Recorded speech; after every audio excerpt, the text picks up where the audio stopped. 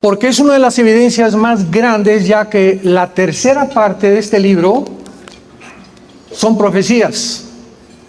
Una tercera parte de la Biblia está relacionado con profecías. Y Dios nos ha dejado estas profecías para decirnos cuánto nos ama. Esa es la principal razón. Dios no quiere que seamos sorprendidos por los eventos que están sacudiendo al mundo actualmente.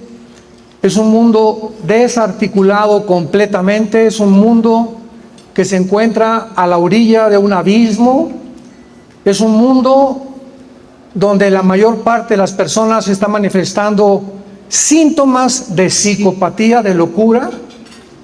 Y estoy hablando de filósofos, politólogos, gobernantes, deportistas, etcétera, etcétera.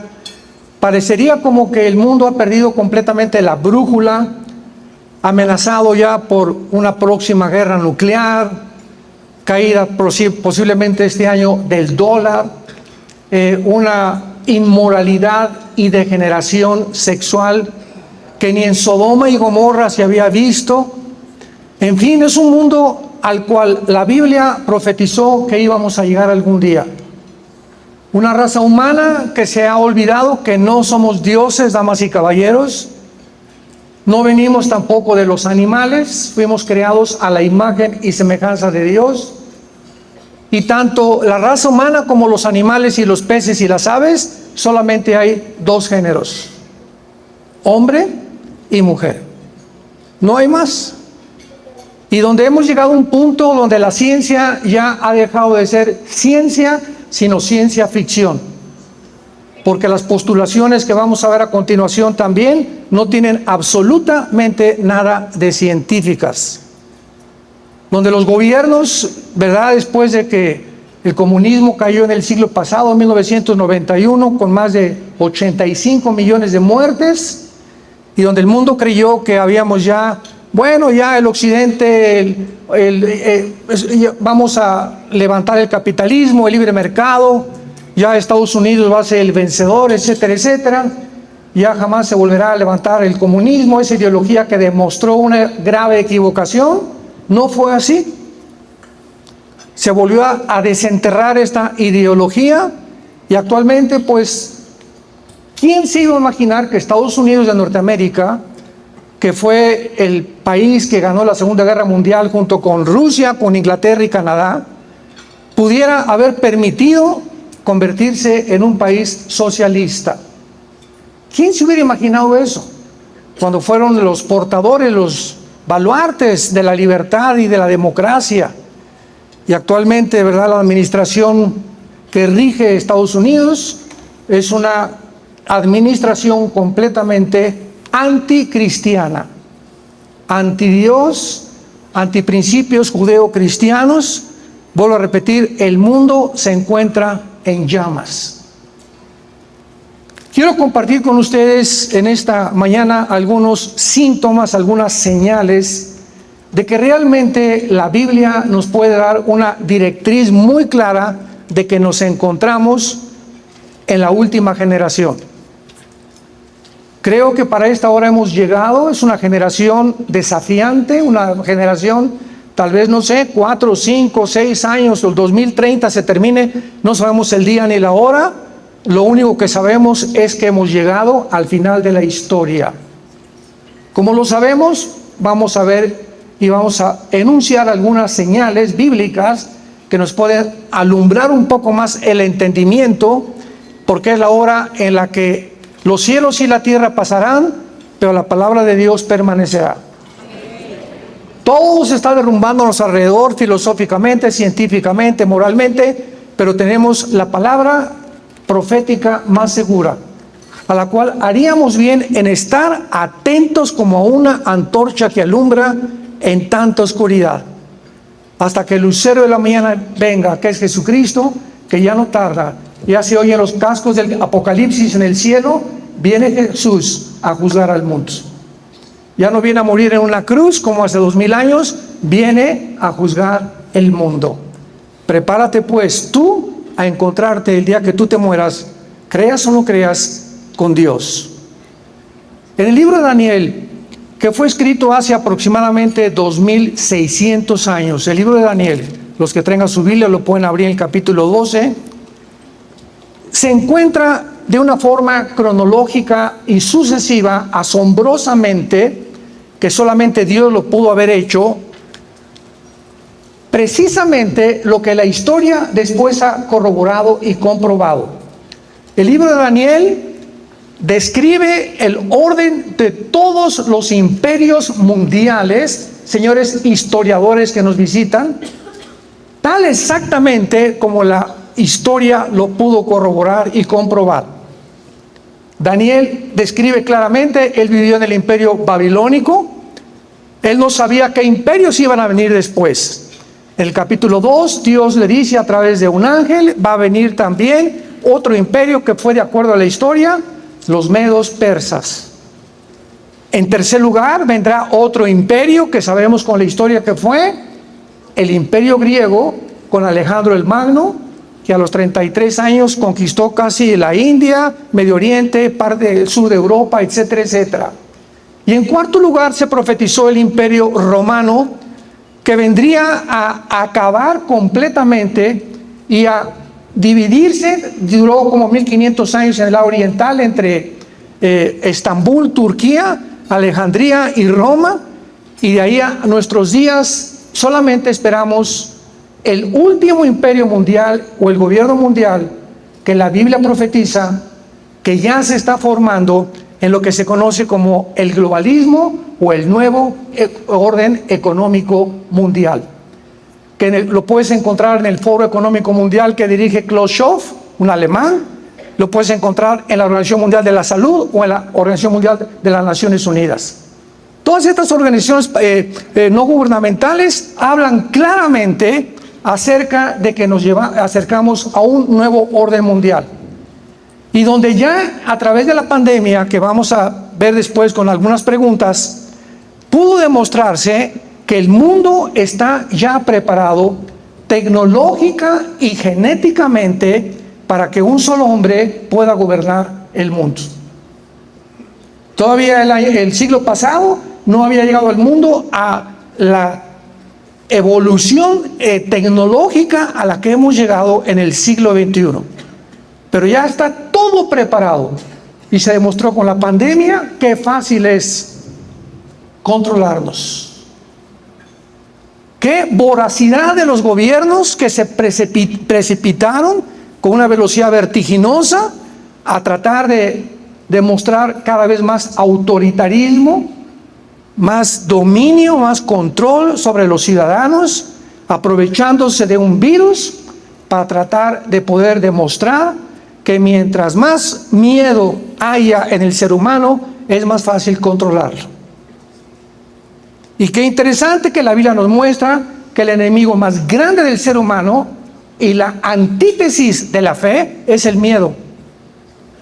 Y desde el Génesis hasta el Apocalipsis, las palabras son: no temas, yo soy tu Dios que nunca te voy a dejar y nunca te voy a abandonar. No permitas que ninguna circunstancia de alrededor entre a tu vida o a tus pensamientos y te quite la paz. No permitas que la caída del dólar o que el petróleo, las revoluciones o los golpes o una guerra nuclear muevan la seguridad y la tranquilidad que solo el Espíritu de Dios nos puede dar. Aquellos que verdaderamente, con un amor nacido del corazón, con una conciencia limpia y con una fe no fingida, siguen a Jesucristo, el Hijo de Dios. El pasaje que nos atañe está en el capítulo 12 de Daniel, versículo 4, y se le dan estas palabras al profeta Daniel. Pero tú, Daniel, le dice el ángel Gabriel, que es el mensajero que también 600 años después se le apareció a la Virgen María. El ángel Gabriel es el mensajero de Dios. Fue el mismo ángel que le anunció a María que iba a ser madre, no estando embarazada, y explicándole cómo iba a ser el nacimiento del unigénito Hijo de Dios.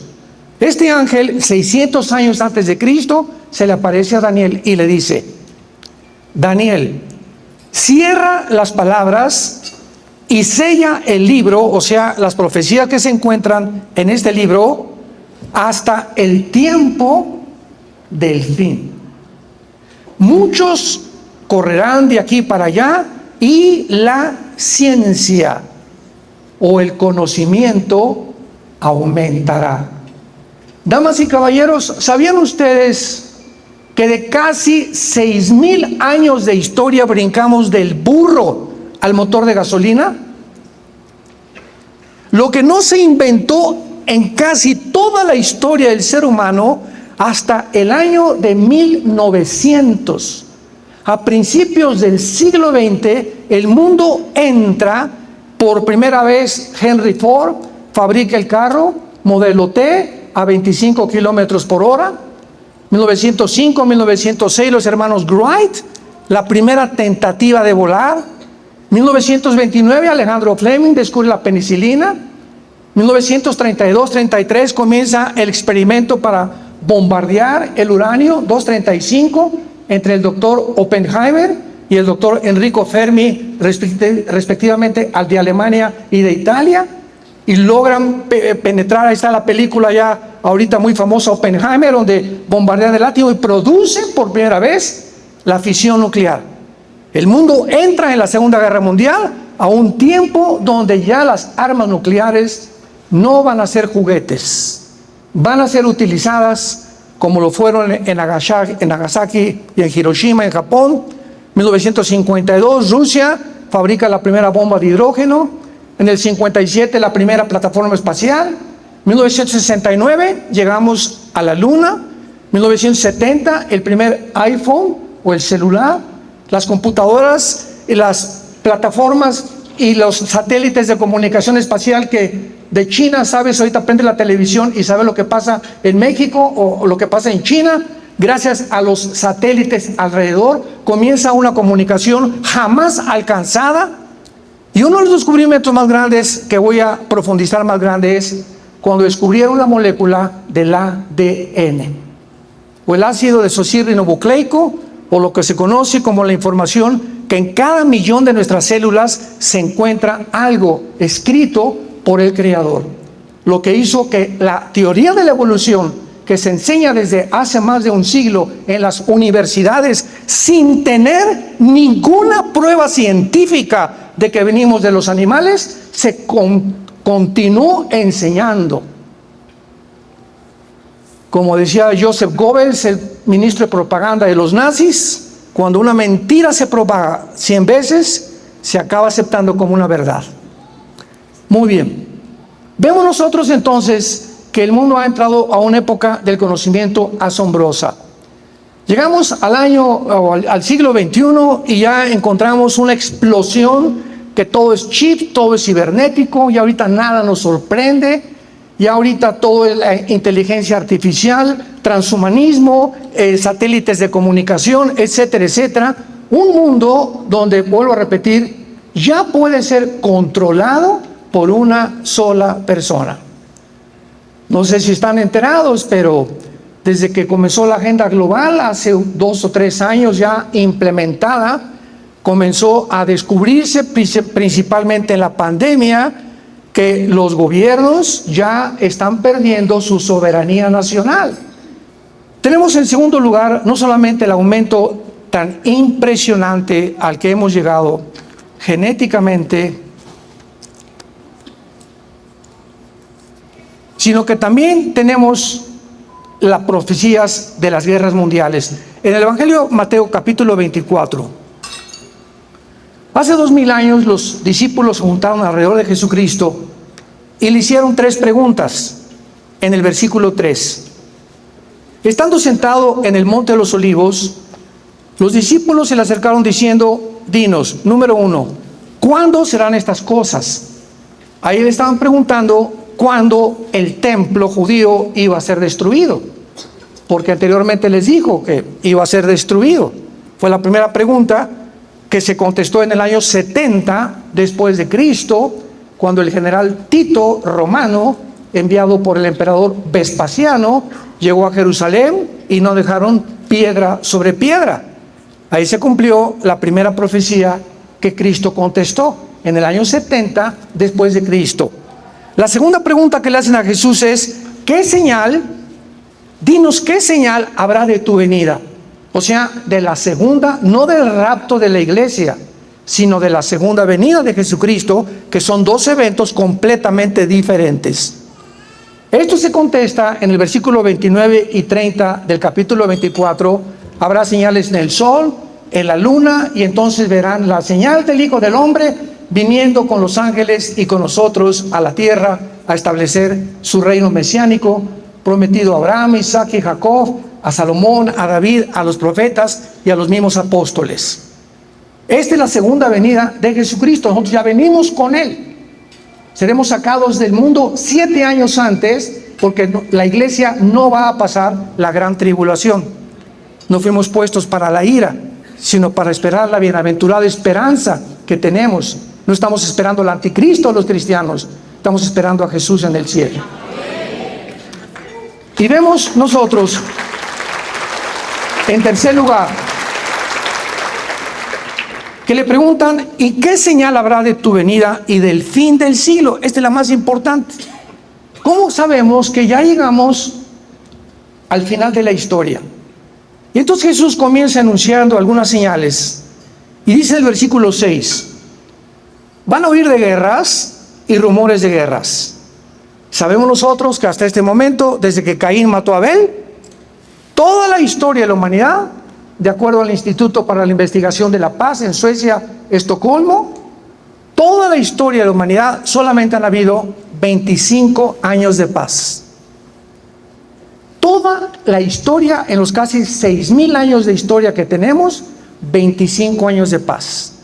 O sea, la historia humana es una historia ensangrentada de unos contra otros, cosa que ni los psicólogos, ni los psiquiatras, ni nadie ha podido determinar la causa de la autodestrucción que el ser humano lleva dentro de su corazón.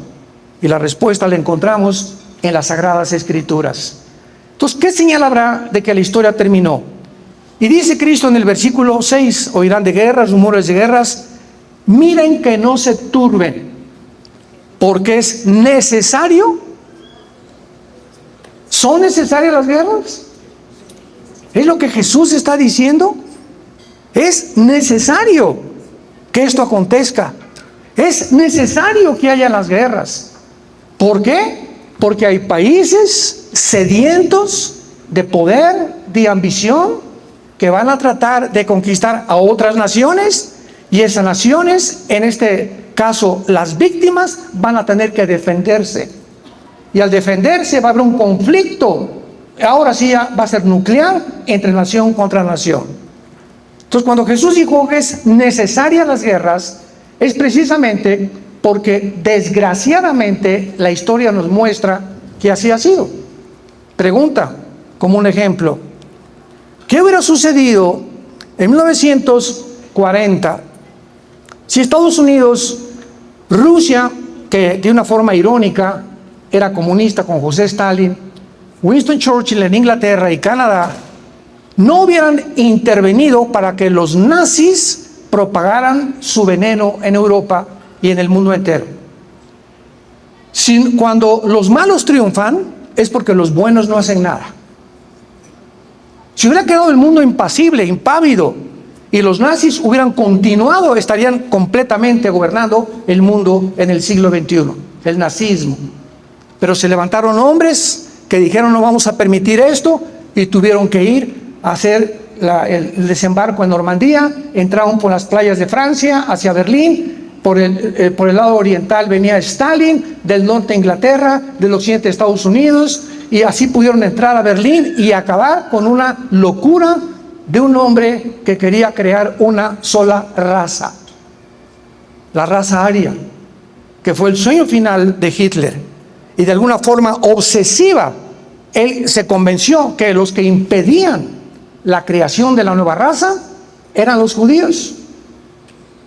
Y en ese tiempo los judíos eran un grupo étnico, sin armas, sin fuerza, sin nación, sin nada. ¿Qué le estaban haciendo a los nazis? Nada.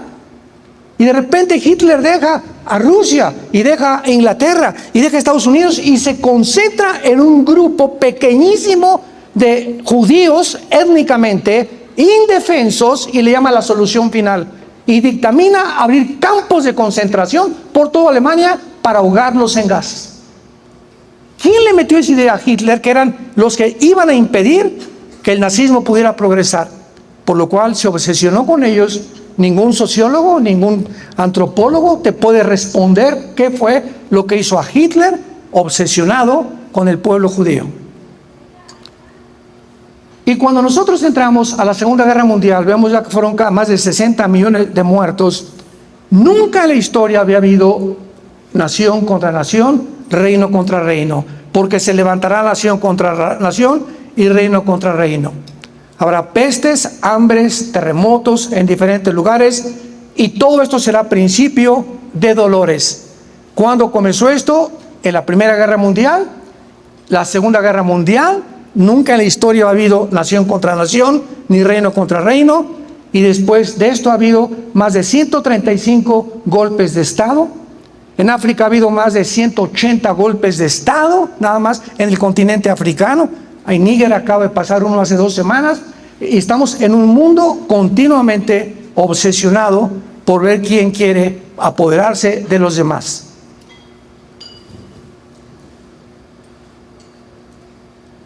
Viene Putin, 150,000 soldados los pone alrededor de Ucrania. Esto voy a hablar mañana con bastante profundidad.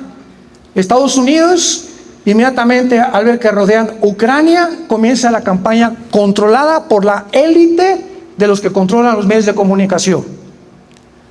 Había habido una orden con la OTAN, que es el ejército de Europa, que se formó después de la Segunda Guerra Mundial, por el Pacto de Varsovia, que las naciones occidentales de Europa principalmente no iban a avanzar más hacia el norte, oriente de Europa. O sea, Lituania, Latvia, Estonia, Suecia, Finlandia, Estocolmo, etcétera, etcétera, Ucrania, Bielorrusia, Kirguistán, Uzbekistán, Kazajistán, etcétera, etcétera, etcétera. Sin embargo, cuando Putin entra en el siglo XXI a Rusia como gobernante, violan el Pacto de Varsovia, las naciones, y es el presidente Biden actualmente el que decide lo siguiente: fui avergonzado cuando nos sacaron de Afganistán. Y avergonzado como lo fue, humillado mundialmente el presidente Biden por haber sido sacado y expulsado en Afganistán y haber dejado más de 7 billones de armamento en Afganistán, haber abandonado la embajada norteamericana en Afganistán y haber huido sin haber ni siquiera recogido a las personas que se quedaban ahí. Pues pasaron el tiempo y dijo: pues ahora viene, me voy a sacar esta espina de mi vida, vamos a conquistar Rusia. Y comenzó a planear mandar misiles nucleares a Ucrania. Y cuando Putin se entera, y esto no es haciendo yo a Putin ni defendiendo a ninguno, estamos poniendo los puntos sobre las IES, al pan pan, al vino vino. Putin se entera, violando el Pacto de Varsovia. Yo no voy a permitir que pongan aquí la OTAN y Estados Unidos misiles apuntando a Moscú, que en 8 minutos llegaría y acabaría con Moscú. Y por eso rodeó Ucrania con todos estos soldados. Ya para no ser largo, ¿verdad?, vino la intervención, sanciones económicas, etcétera, etcétera, cosa que no ha funcionado. Pero ahora nos encontramos ya ante un Putin que no va a salir y que tiene el deseo, vamos a hablar de eso mañana, de poder conquistar la antigua Unión Soviética, que fueron 15 repúblicas que se separaron, y que él quiere volver a reunirlas para volver a engrandecer el imperio soviético una vez más. Y el presidente Biden ha quedado otra vez como un pelele ante Europa. Los europeos ya no confían en Estados Unidos, el dólar se está cayendo, se junta Rusia, China, la India, Arabia Saudita e Irán para poder tener otra moneda que compre el dólar, el petróleo, perdón, y no el dólar. En cuanto nosotros oigamos que estas naciones comiencen a comprar el petróleo en yuanes o en rublos rusos, adiós Estados Unidos, porque su deuda externa es de 33 trillones de dólares. Se acabó Estados Unidos, y bíblicamente Estados Unidos no aparece en la Biblia. Así pues, estas guerras mundiales nos muestran cuán cerca estamos ya del final. Rusia va a usar, mañana voy a hablar el tipo de armamento nuclear que tiene Rusia, el que tiene China, el poco y deteriorado armamento que tiene Estados Unidos, porque Obama redujo el presupuesto para comprar armas y defenderse. Y así vamos a ver que nos estamos juntando todas estas piezas a un mundo desarticulado, un mundo enfermo. La ambición de los gobernantes es cada vez más grande. El pueblo casi ya no les interesa a ningún gobernante. Si alguien me preguntaba, como el otro día en un programa de televisión, ¿podría usted nombrarme 2 gobernantes actualmente en el mundo que puedan realmente destacar como hombres de integridad moral y que realmente les interese, como un Winston Churchill, una Margaret Thatcher, una Golda Meir allá en Israel, algún Bolsonaro como en Brasil? Les dije, no lo puedo nombrar. Y si lo tengo, me lo reservo. Pero no habría más de 2 o 3 que les pudiera mencionar. Es el mundo político en que nos encontramos. Un mundo convulsionado por la ambición, por la desintegración y por acabar moralmente con nosotros. Porque mientras más se deprave la raza humana, menos hijos hay. Mientras más hijos se les den a los gays y a las mujeres, pues ya la familia se desarticuló. Y al desarticularse la familia, nuestra lealtad, ¿a quién será? A papá gobierno. La familia y la Biblia es el enemigo número 1 de la agenda global. Por eso la ideología de género, promocionándola, el tráfico de niños, para poder realmente debilitar moralmente a la sociedad. Todo tiene un plan desarrollado satánicamente con una sabiduría diabólica para llegar al final de la historia humana. Y los cristianos, dormidos, tenemos ya que despertar. Tenemos que ya darnos cuenta que el mundo en que estamos es un mundo que nos demanda que vivamos de rodillas. Tenemos que aumentar nuestra vida de oración, comprender el poder de la oración, tener paz, guiar a nuestros hijos, darles buen ejemplo a nuestros hijos, predicar el evangelio de la gracia de Dios a las naciones. Tenemos ya que levantar la antorcha de la luz de la verdad. Jesús dijo, yo soy la luz. La única luz no es Mahatma Gandhi, ni Buda, ni Zoroastro, ni Mahoma. Es Jesucristo el que dijo, yo soy el camino, la verdad y la vida.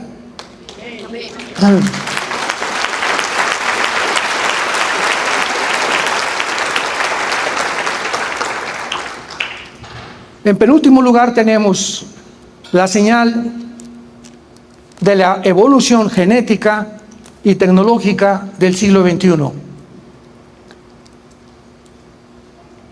Un hombre llamado Charles Darwin se fue a las Islas Galápagos, cerca del Ecuador, a tratar de poder descubrir si había la mutación de una especie a otra especie. Yo recuerdo en 1980, 90, que comenzamos el ministerio, mi carga eran los universitarios. Ir a la Facultad de Filosofía y Letras en la UNAM en México, de Ciencias Políticas, tuve varios también invitaciones a la Facultad de Medicina, de Psicología, para demostrarles con un libro que se llama La Biblia, que todo lo que el hombre conoce en la disciplina académica de las matemáticas, química, biología, genética, la disciplina que tú quieras mencionar, la Biblia va mucho más adelante, pudiéndonos mostrar que solamente Dios lo pudo hacer. Hasta 1954 el doctor Hendricks y el doctor Watson les dan el premio Nobel de Medicina porque descubren la molécula del ADN. ¿Qué es el ADN? Para muchos que no están enterados, el cuerpo humano tiene billones de células. En el cerebro, ¿verdad? Neuronas, etcétera, etcétera. Todos estamos llenos de células. Y en cada una de tus células, tú y yo tenemos un código. Un código. Vamos a poner el lenguaje moderno. Tenemos un programa.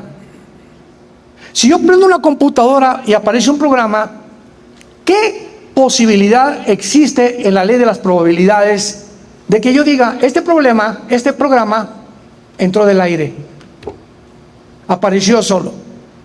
Van a decir, pues, brujería o algo así, magia. pero no puede nada, de la nada no produce nada. Entonces, cuando se descubre que hay un programa inteligente en cada célula del cuerpo humano, ¿quién puso ese programa inteligente? Una mente inteligente. Yo tengo un cuadro que aparece, ¿quién está detrás? Un pintor, un reloj, un relojero, un edificio, un arquitecto, una estatua, un escultor. Y cualquier cosa tiene que haber una causa y un efecto. No puede haber nada que aparezca de la nada. Como decían muchos ateos que he tenido yo debates con ellos, es que el universo apareció de la nada con el Big Bang. ¿Y quién produjo el Big Bang? Cabeza de aguacate. La nada produjo el Big Bang. ¿Y a poco la nada produce la conciencia y la mente humana y la inteligencia? ¿Puede un ladrillo, puede algo completamente que no tiene ningún sentido, poder producir seres humanos pensantes, conscientes de nuestra vida, buscando anhelosamente de dónde venimos, quiénes somos y a dónde nos dirigimos? ¿Somos animales realmente? ¿O tenemos algo que nos supera al mundo animal? Entonces, cuando se descubre esto, el 60% de los ateos físicos, matemáticos y biólogos, el 60% de los ateos en Europa y Estados Unidos abandonan la teoría de la evolución. Es imposible al descubrir el ADN que haya evolución, porque los cromosomas del chango son diferentes a los míos. El cromosoma de una jirafa nunca producirá rinocerontes. El rinoceronte es imposible que se cruce con un toro. Un caballo no se puede cruzar con una burra porque nace una mula y nace estéril, porque ha violado las leyes. Desde la primera página de la Biblia, del Génesis, Dios produjo cada cosa según su género, según su orden. Todo está producido. El esperma del chango produce changos, los conejos van a producir conejos, y nunca hasta este momento del siglo XXI se ha demostrado, díselo tu maestro, que te sigue diciendo que vienes de chita. Que no hay una prueba de una mutación de una especie a otra especie. No hay una sola prueba científica de la mutación de una especie a otra especie. Y después entra la famosa ley de la termodinámica físicamente. Ya dejamos hablando genéticamente. Físicamente, ¿qué dice la segunda ley de la termodinámica? Que todo se descompone, que todo se deteriora. Hay una ley que se llama la ley de la entropía físicamente, que la Biblia en Romanos 8 le llama la ley de la corrupción. Hace 2000 años. Dice la Biblia en Hebreos capítulo 1, el universo desaparecerá. El sol se envejecerá, pero tú, oh Dios, eres eterno por los siglos de los siglos. ¿Quién le dijo hace 2000 años a los apóstoles, a los profetas, que la ley, segunda ley de la termodinámica, que se descubre más de 1000 años después, era realidad? Y que se descubre que el universo tuvo un principio, que no ha sido eterno el universo. Es impresionante todas estas cosas. Y ahora la ley de la biología. Los aminoácidos, que son los ladrillos de la vida, impiden e impedirán la evolución biológicamente. La genética, la biología y la ciencia demuestran científicamente que la evolución fue la mentira, el fraude más grande del siglo XX, que produjo esta mentira. Damas y caballeros, nunca en la historia, jamás habían habido tantos ateos como en el siglo XX, gracias a Darwin y a Friedrich Nietzsche, el padre del ateísmo, que acabó en un psiquiátrico y homosexual. Nunca Sam Harris, Ingersoll, Hawkins y todos estos ateos de los 60, 70, Jean-Paul Sartre, el padre del existencialismo francés, todos estos ateos descansaban en la teoría de la evolución, en el humanismo y en el comunismo. Porque estaba de moda completamente ser intelectual.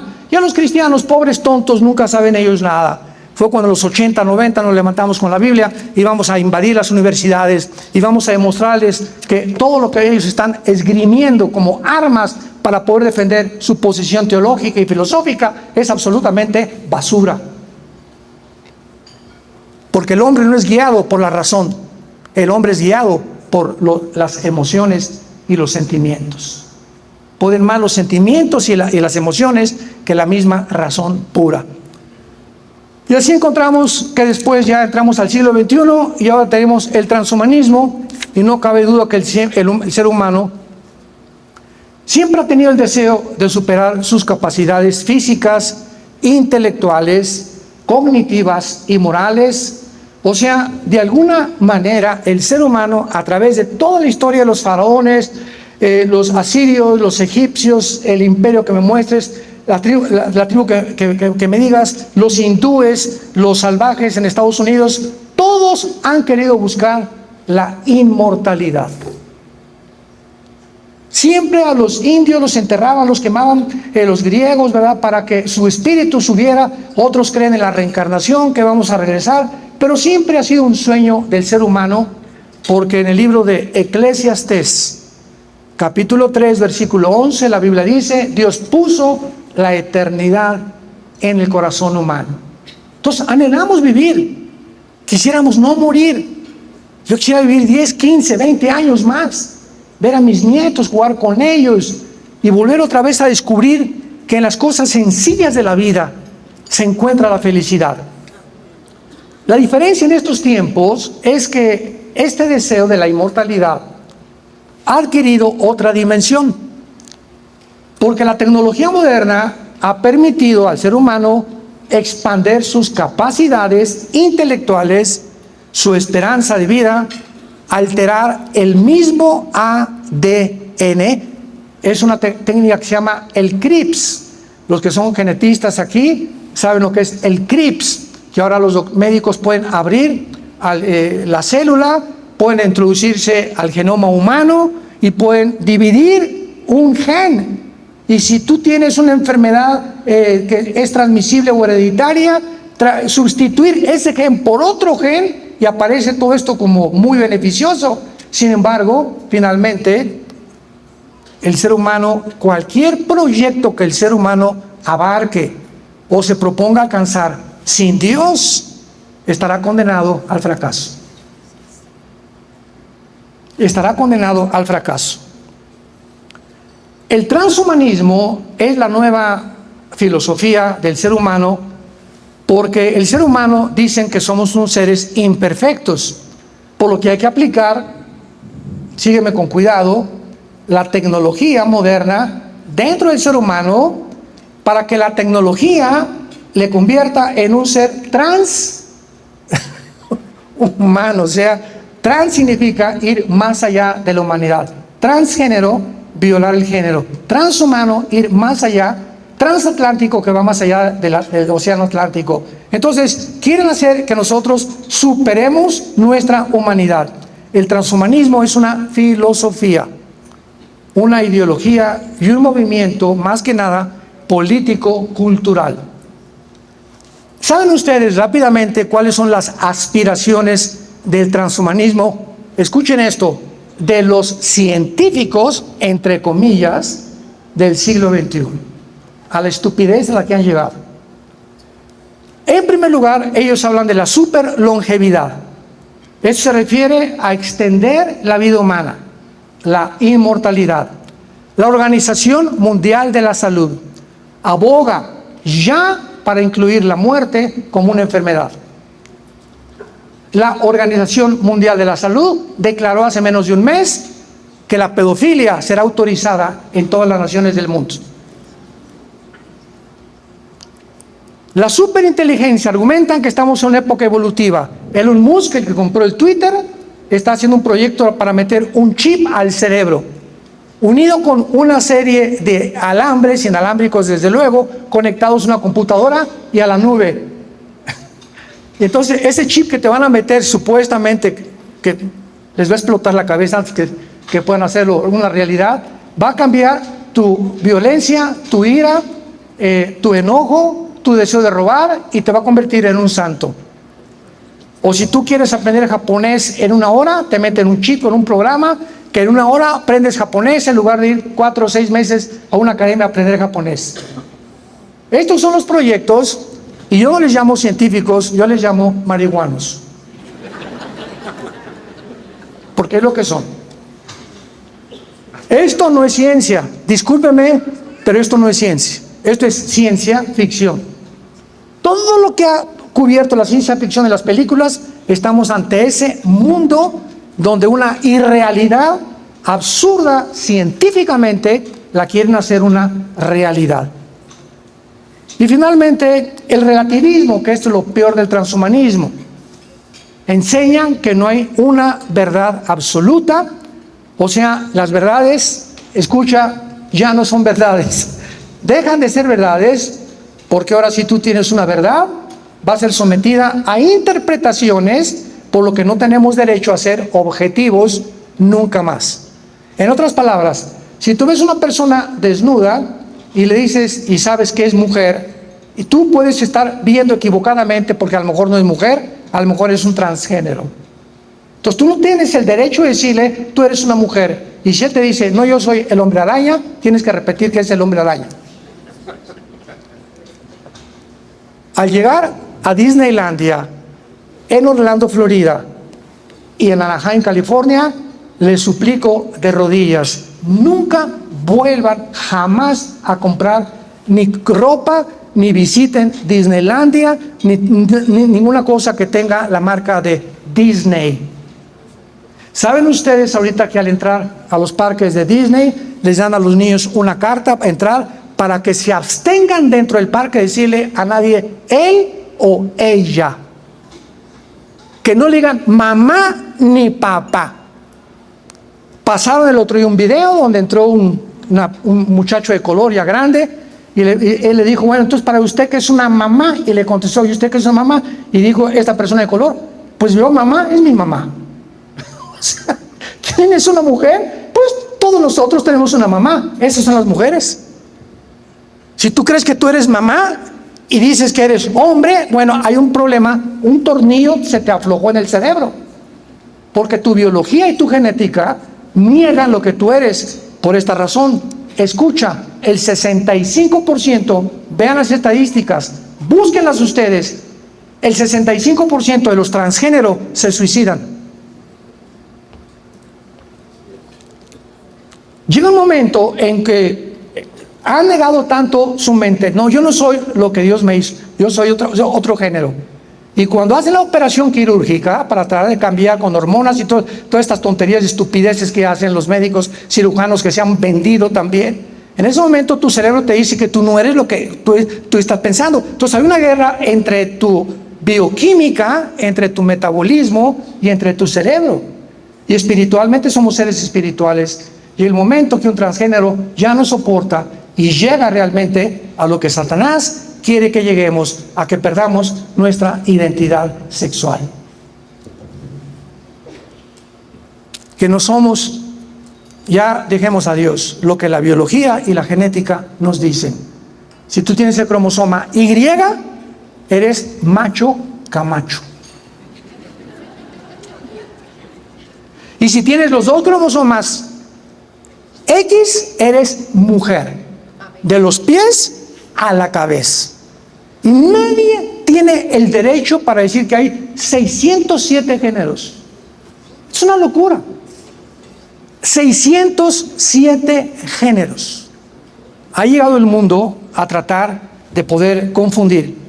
La maldad, no cabe duda, terminamos en el libro de Isaías, escrito hace 2700 años, donde se profetizó algo aterrador, algo que va en este momento a sacudirnos.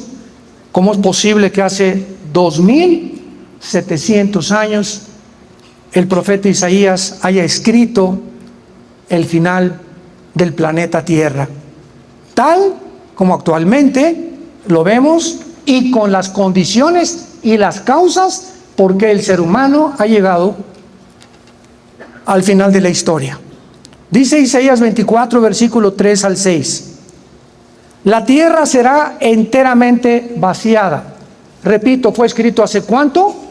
2700 700 años. Seguidores de Nostradamus. Completamente saqueada. Porque Jehová ha pronunciado esta palabra, se destruyó, cayó la tierra, enfermó, cayó el mundo, enfermaron los altos pueblos de la tierra, y la tierra se contaminó bajo sus moradores.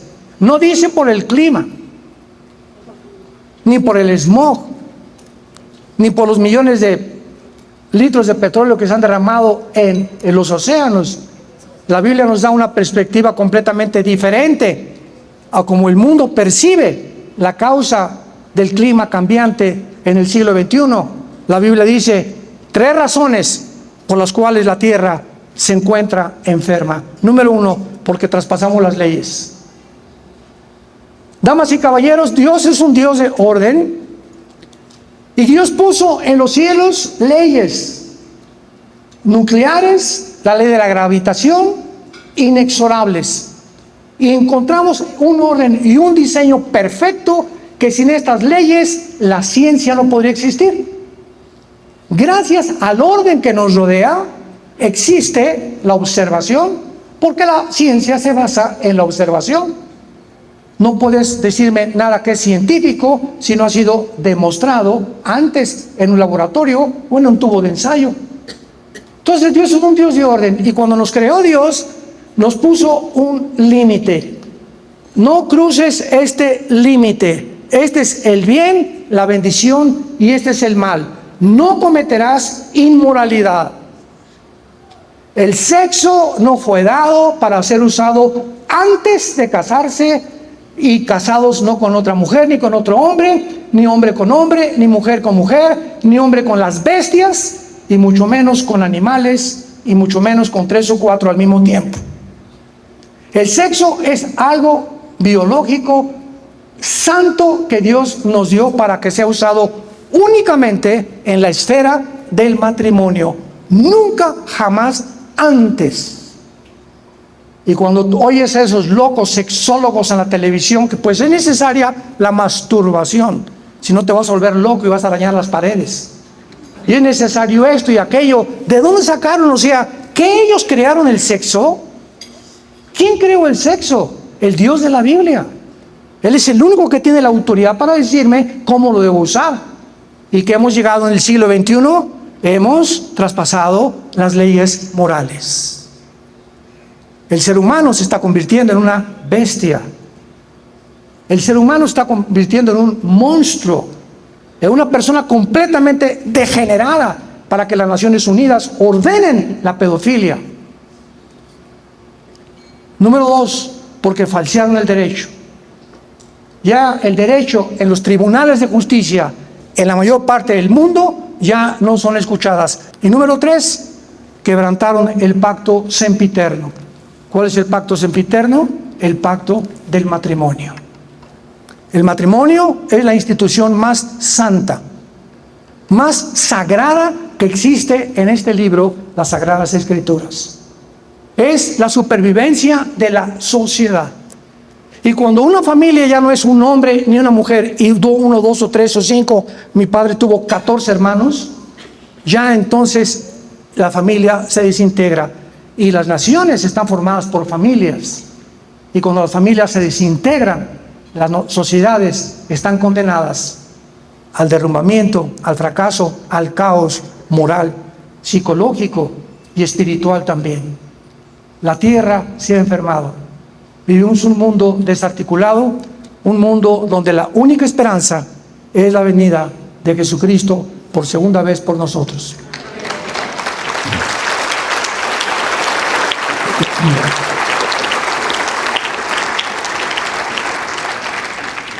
A todos ustedes en esta mañana, la Biblia te invita a que te arrepientas de tus pecados, porque está establecido el día en el que Dios juzgará a los seres humanos.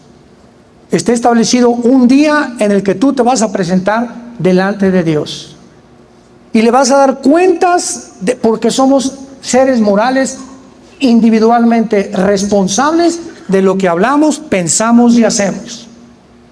Y no hay nadie, ningún ser humano a través de la historia que se le escape al juicio eterno de Dios. La Biblia no habla de reencarnación, ni de purgatorio, ni de limbo. La Biblia habla solamente de dos lugares: cielo o infierno. Como me dijo una viejita un día: ay, yo creo que Dios es tan bueno que no creo que mande a nadie al infierno.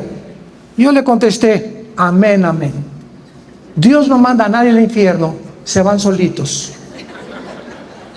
Tú tienes una vida nada más para determinar. Tal vez es esta mañana, porque ninguno de ustedes ha venido por coincidencia a esta conferencia. Dios en esta mañana te ordena, es un mandamiento: arrepiéntete de tus pecados. No sigas la vida que llevas, vuélvete a mí, dice el Señor, y encontrarás ríos que salgan de agua viva dentro de ti. No importa que hayas matado a 30 personas el día de ayer, o que hayas tenido 8 abortos, o que te hayas divorciado 10 veces, la sangre de Cristo nos limpia de todo pecado. Esto es gracia. Esta es la gracia de Dios.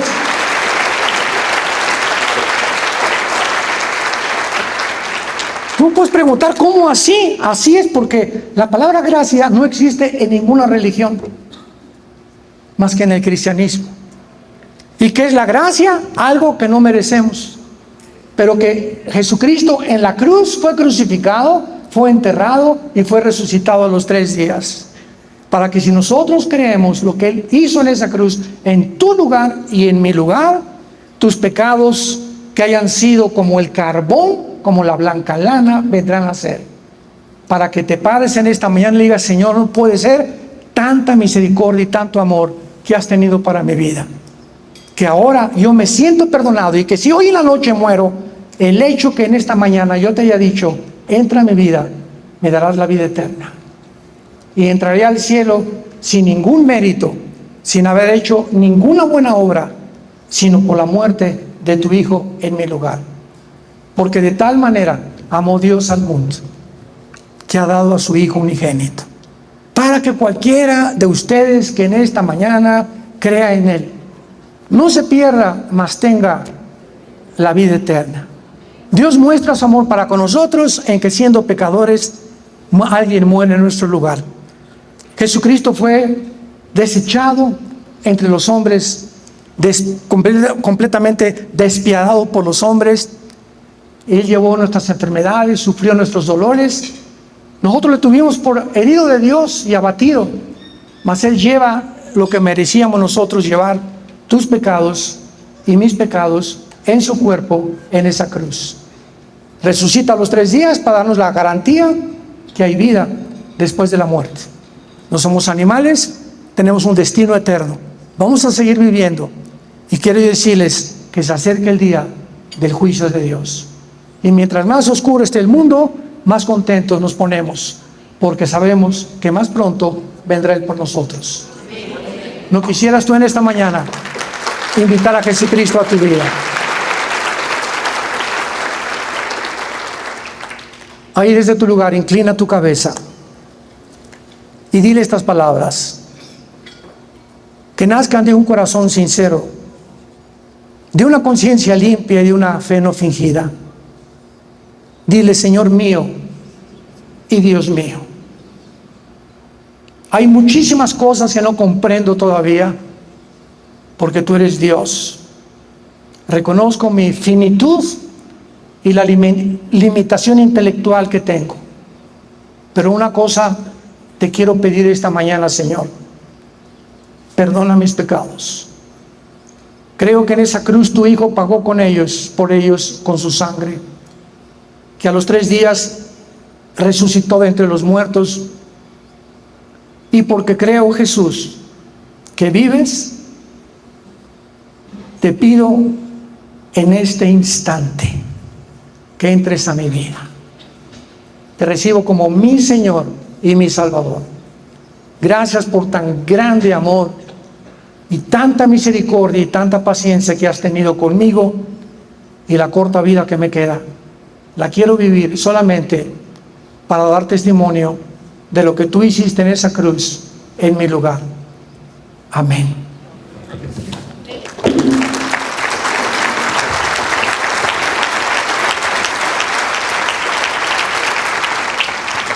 Los cielos y la tierra van a pasar, pero mis palabras permanecerán. Todo se derrumba a nuestro alrededor. Miren, todas las verdades que están en la Biblia, todas al pie de la letra se siguen cumpliendo. Esto es la única luz que tenemos. Ama este libro, guárdalo con todo tu corazón, memorízalo, estúdialo, léelo, reúnete en lugares donde se junten cristianos, ora por tus hijos. Hoy en la noche tu hijito de 5 meses, te acercas con tu esposo, le pones tu mano: Padre, bendigo a mi Panchito, a mi Carlitos, guárdalo de todo mal. A tus hijos ya grandes, ya que estén dormidos, a tu hijo Pepe de 40 años de edad, te pido por él, te pido que se vaya a la casa pronto.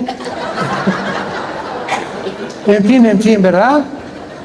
Hoy, al lado de la comida, tal vez por primera vez, antes de comer, agarra a tu esposa, a tus hijos. Padre, gracias por este pollito, por estos tlacoyos, por estas cosas que tú nos das, en el nombre de Jesucristo. Y comenzamos a tener una vida de relación con alguien que vive, que se llama Jesucristo. El cristianismo no es una religión. Escucha esto. Es una relación personal, viva, orgánica, dinámica, con alguien que se levantó de la tumba y que ha entrado a tu corazón en esta mañana. Muchas gracias en este momento a todas las redes de internet, YouTube, Livestream, las redes sociales que están sintonizando esta conferencia. Le damos gracias a Dios. Ahorita simplemente en la conferencia de hace unos momentos, más de 85,000 personas los tuvimos de seguidores escuchándola en más de 47 naciones en el mundo. Así que gracias a Dios que ya como estamos predicando, ¿verdad? Es como si estuviéramos predicando en el Estadio Azteca, casi. Gracias a Dios porque todos ustedes tienen hambre y sed de la palabra de Dios y porque podemos a través de la tecnología llegar hasta sus hogares, en los hospitales, cárceles. Nos llevan correos de las cárceles, nos llegaron correos de Almoloya, en el Estado de México, de las prisiones federales, de 2 en Texas, de prisioneros hispanos que ven las conferencias, que les permiten ver las conferencias en internet y que pueden ser edificados, animados de que Dios está al control de nuestras vidas. Hoy terminamos la serie Dios, el poder de Dios en la creación. Apúntenlo los que no la conocen para que puedan conseguir las conferencias anteriores. El poder de Dios en la creación. Esta es la última.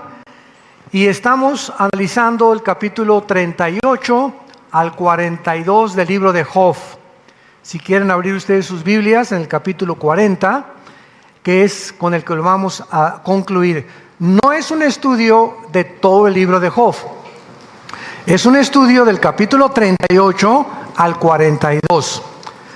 Donde, para ponerlos a ustedes y puedan ustedes entender los antecedentes, Job fue escrito en la época de Génesis. El libro de Job tiene la misma antigüedad del libro del Génesis. Y en el libro de Job encontramos evidencias de la creación, de la física, de la química, de la astronomía, de las matemáticas, del mundo de la zoología, impresionantes, que era imposible que hace 4,000 años aproximadamente, que es la época de los patriarcas, pudieran haber tenido este conocimiento de la cosmogonía, del mundo macroscópico, microscópico, de los animales, de los peces, de la naturaleza del ser humano, de los caminos de Dios, como lo encontró el Espíritu Santo y lo transmitió a nuestras vidas en el libro de Job. Job era un hombre rico que de la noche a la mañana se queda sin nada. Pierde a sus hijos, pierde sus bienes materiales, y hay un conflicto en el libro de Job donde el Espíritu Santo nos corre las cortinas y nos muestra que muchos dramas que se desarrollan aquí abajo en el planeta Tierra tienen repercusiones por causa del mundo espiritual. La Biblia es el único libro que nos corre la cortina y nos muestra que hay otro mundo mucho más real que el de nosotros, que el de los seres humanos, que estamos en un universo bajo 4 dimensiones, y que el mundo invisible, dice Hebreos 11, 2 y 3, es más real que el visible porque tuvo su existencia antes que el nuestro. Entonces las cosas que se ven fueron hechas de las que no se veían. Entonces ese mundo espiritual que nos rodea tiene acceso, igual a las entidades espirituales como son los ángeles caídos y los de Dios, tienen acceso a nuestro universo físico, al mundo de 4 dimensiones. Entonces, cuando entran a nuestras dimensiones, se pueden materializar los ángeles. Pueden atravesar las paredes, la ley de la gravedad, el electromagnetismo y las fuerzas nucleares fuertes y débiles no tienen poder sobre de ellos, porque no están sujetos a las leyes cósmicas con las cuales Dios puso el universo en el cual tú y yo nos movemos, somos y existimos. Entonces nosotros estamos completamente limitados hasta que alguien nos hubiera abierto las cortinas y nos hubiera revelado el mundo invisible que nadie más que el Espíritu Santo nos los puede revelar. Y el libro de Job nos revela cosas impresionantes de por qué suceden las cosas que suceden aquí en el mundo donde tú y yo habitamos, pero más que nada, el libro de Job contesta la más grande de las preguntas y de los cuestionamientos que tenemos los seres humanos. ¿Por qué sufren los justos? ¿Por qué hay personas buenas que les pasan cosas malas? ¿Y por qué hay personas malas que viven como si fueran buenos? Lo cual puede despertar, como en el Salmo 73, escribió este salmista: por poco se resbalan mis pies al ver la prosperidad de los malos. Entonces muchas veces vemos nosotros el mundo que nos rodea y creemos que simplemente por tener dinero o una buena casa ya somos bendecidos por Dios. Y aunque claro que esto puede formar parte de las bendiciones de Dios, no siempre es así. Entonces hay muchas veces, como Job, que no tenía por qué sucederle lo que le sucedió. ¿Por qué? Porque Dios tenía que enviar un mensaje a los 4000 años que tenemos aproximadamente después de los patriarcas a nuestros días, para que comencemos a comprender quiénes. Los ateos, de ninguna manera. Los escépticos, de ninguna manera. Los agnósticos, tampoco. Estas cortinas se nos abren a los cristianos. Porque si no tienes al Espíritu Santo, los caminos de Dios no los puedes entender. Si no tienes al Espíritu Santo, no puedes comprender los pensamientos de Dios.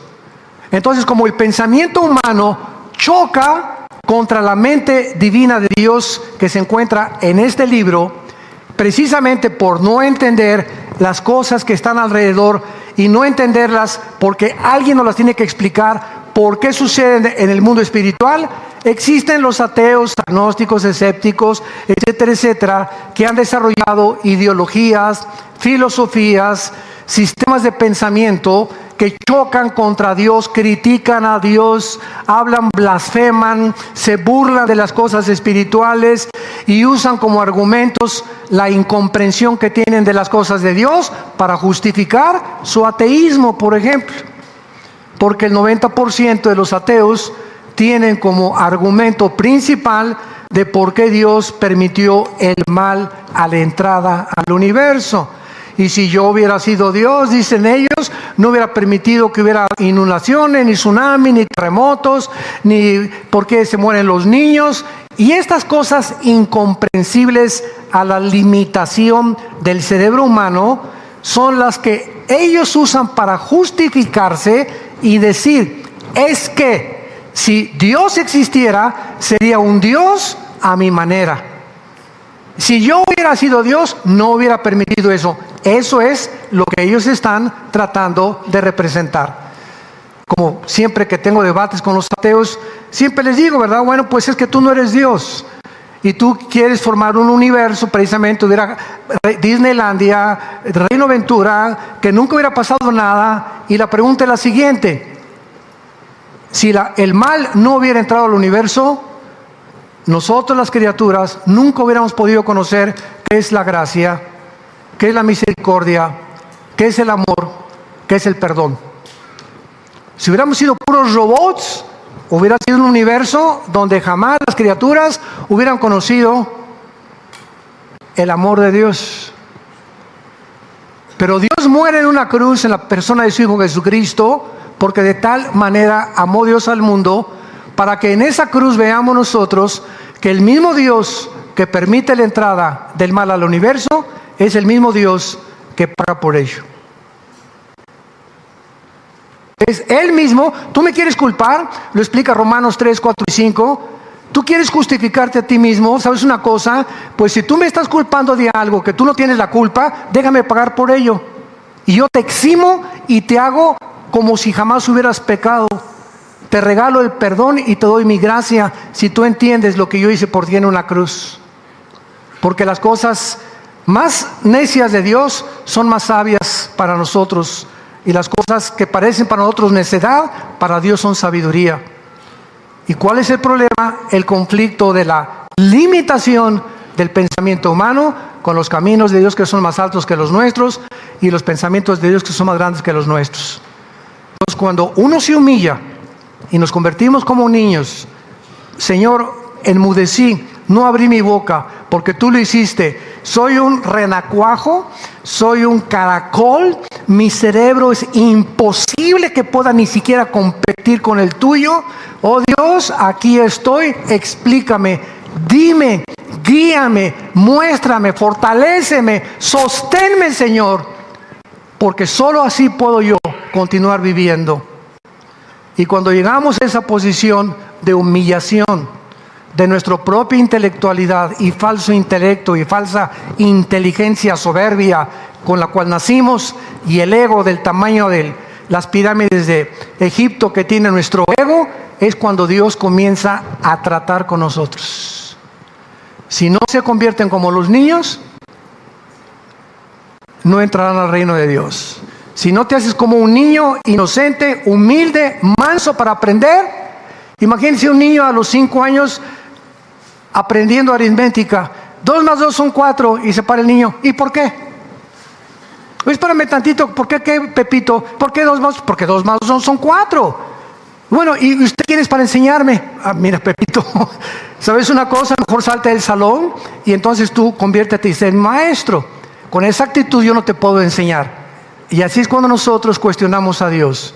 No podemos decirle, ¿y por qué hiciste estas cosas? Y eso hubiera sido, y mataste a mi hijo, ¿verdad? Y permitiste que se muriera mi mamacita. Y permitiste esto y lo otro. Y cuando nos ponemos en esa actitud de desafío, de estar exigiéndole a Él que nos dé explicaciones, Él cierra sus oídos. Y lo único que espera Dios es que nos llegue un quebrantamiento y una humillación en nuestras vidas para que Él comience a enseñarnos el A, el B, el C y el D.